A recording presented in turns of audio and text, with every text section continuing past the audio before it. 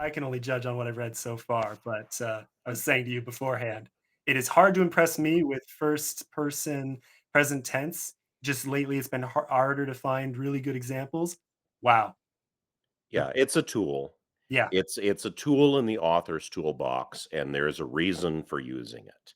yeah. Perspective and tense are not matters of taste. Mhm. You don't just you don't just paint with the brush you like the most.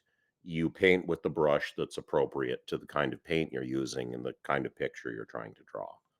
Do you think So, I Oh, sorry. think I think maybe a lot of people who are maybe slightly less experienced writers, and they do write Mhm. in first person or present tense or both, sometimes maybe they don't quite understand what it's for.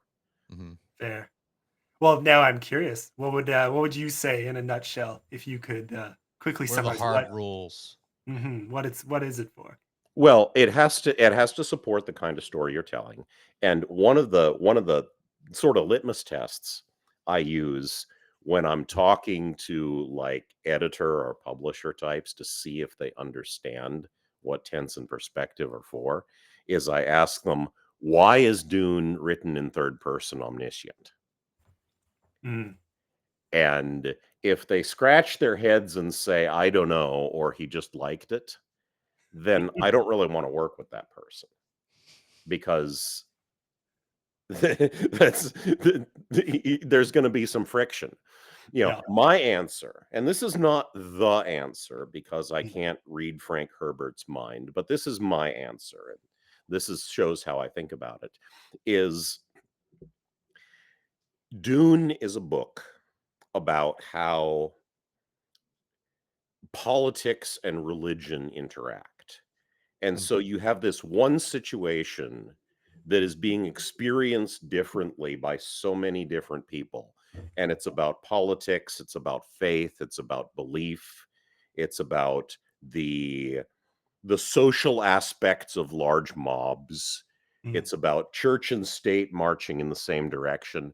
And so, what Frank Herbert, I think, wanted to do was he wanted to show what was going on through the eyes of many, many different people. Yeah. So, he has to head hop. And it is a testament to his skill that he pulls it off very well. Mhm. So, why did I write Theft of Fire in first person present tense? Well, this book is very much about how people perceive each other. There's a lot of how people misunderstand each other, and there's a lot about how they come to understand each other. Mm. So, if I'm writing in first person, I can have character A do something, and I can illustrate her character by what she does and how she does it, and have the reader interpret that. And then I can illustrate characters B's character and personality and motivation by how he watches and perceives and interprets that. Mm. mhm. And I can do it all in the same sentence in first person because I'm inside his head.